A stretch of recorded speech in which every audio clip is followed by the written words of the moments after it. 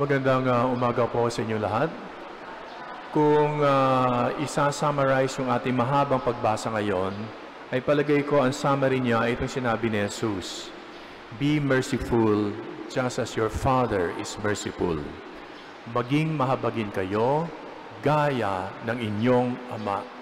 At lahat ng mga examples na binanggit ni Jesus dito ay patungkol sa pagiging merciful just as the Father is merciful.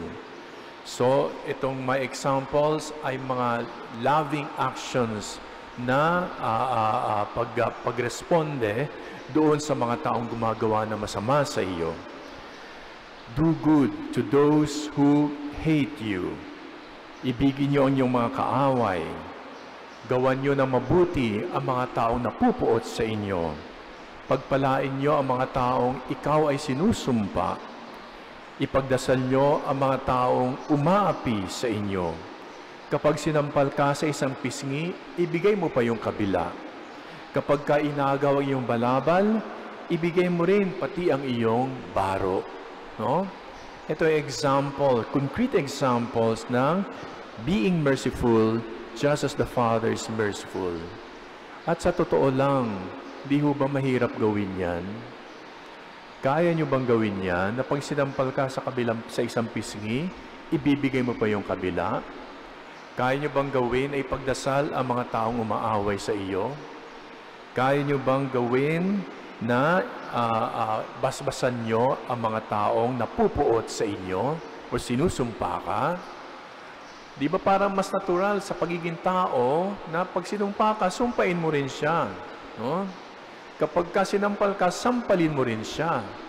Yun ang mas natural reaction ng natin. Madalas, ang marinig natin na sagot sa mga taong gumagawa ng masama sa atin, lintik lang ang walang ganti. Anong pagbabasbas ang bibigay ko sa iyo? Subukan mo lang at makikita mo. Maghahalo ang balat sa tinalupan. Di ka na sisikatan ng araw. Makukuha mo ang hinahanap mo. Yan yung mas natural na sagot sa mga taong gumagawa sa atin na masama. Naalala ko isang parishioner, Father, pagdasal niyo naman po yung aking kaapitbahay na mortal kong kaaway. Sabi ko, ang bait-bait mo naman, yan ang tama. Hindi ho, Father, pakisama ho mamaya sa iyong funeral mass. Yun pala. No? Nung high school ako, nagkaroon ako ng insidente ng suntukan. May nakasuntukan ako. Ganito yung kwento. Pag upo ko sa upuan, yung aking daladalang ballpen ay nasulatan yung kanyang braso. Maiksi lang. Pero sabi ng classmate ko, nasulatan mo ako, susulatan din kita. Sinulatan niya ako. Yung sulat niya, mas mahaba kaysa doon sa sulat ko. Sabi ko, mas mahaba yan. So sinulatan ko siya ulit ng kasana kapareho. Pero naisulat ko, mas mahaba. So sinulatan din niya ako ng mas mahaba rin. Pahabang kami ng pahaba ng sulat hanggang punong-puno na ng tinta yung aming braso.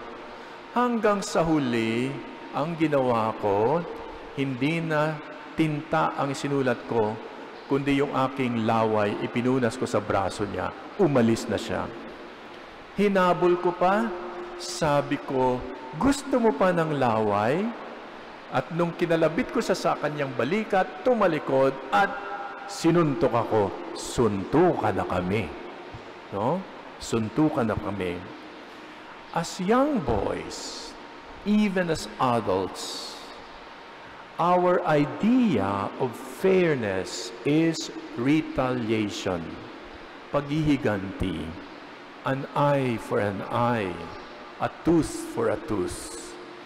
Kinuha mo isang mata ko, kukunin ko rin isang mata mo. Nabungi ako sa isang ngipin, bubungiin din kita ng isang ngipin. And actually, nasa Old Testament yan. Exodus 21, verses 23 to 25. If any harm follows, then you shall give life for life, eye for eye, tooth for tooth, hand for hand, foot for foot, burn for burn, wound for wound, stripe for stripe. Exodus 20:21. Ito yung tinatawag nating batas ng retribution, which means that for a crime that was committed, the reparation should be proportionate to the damage or injury inflicted. Law of retaliation. In today's gospel, Jesus says no to retaliation. Be merciful as the Father is merciful. Do not return hatred for hatred, violence for violence, anger for anger, but instead return kindness, forgiveness, tenderness, and mercy to those who offend you. And that will break the cycle of hatred, the cycle of violence, the cycle of sin. When you return goodness against evil, against sin. Ewan ko naalala niyo ho yung kwento ni yung artistang si Cherry Pie Picache. Di ba years ago, I think in 2014 o 2015, ang kanyang 74 years old na nanay ay pinatay ng kanilang houseboy in a failed attempt of robbery. Nakulong yung pumatay sa kanyang nanay 40 years in prison. A few years later, si Cherry Pie Picache ay binisita yung pumatay sa kanyang nanay para maibigay ang pagpapatawad. Nung siya raw ay papasok na sa kulungan, kinakabahan siya, sabi niya, Lord, give me the strength to be able to show mercy to the murderer of my mother. At nakita silang dalawa. At doon, sa kulungan, pinatawad ni Cherry Pie Picache ang pumatay sa kanyang nanay. Sabi niya, I'm hoping yung care natin for other human beings is awakened. For us to always come from a place of love rather than yung bawian kaagad, manlaban kaagad, gumanti kaagad. Palagay ko maganda yung sinabi niya, no? To awaken the human care in us. Sabi niya magandang ang ating aksyon ay nanggagaling mula sa pag-ibig. Hindi nanggagaling mula sa magbawian kaagad o maghiganti kaagad o magsakitan kaagad.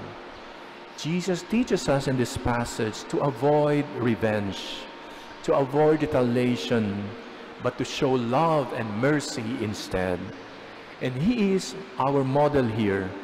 All His life, Jesus has shown mercy to sinners and even to those who have wronged Him. While dying on the cross, sabi niya sa mga taong pumapatay sa Kanya, forgive them, Father, for they do not know what they are doing. Totoo naman na napakahirap gawin ito, ang maging merciful at forgiving sa ating mga kaaway. Pero palagay ko, ang ebanghelyo ngayon ay nagpapaalala sa atin to ask the Lord for the strength and the grace to have a merciful heart, to be free of resentment and vindictiveness, so that we will truly be as merciful as the Father. Amen.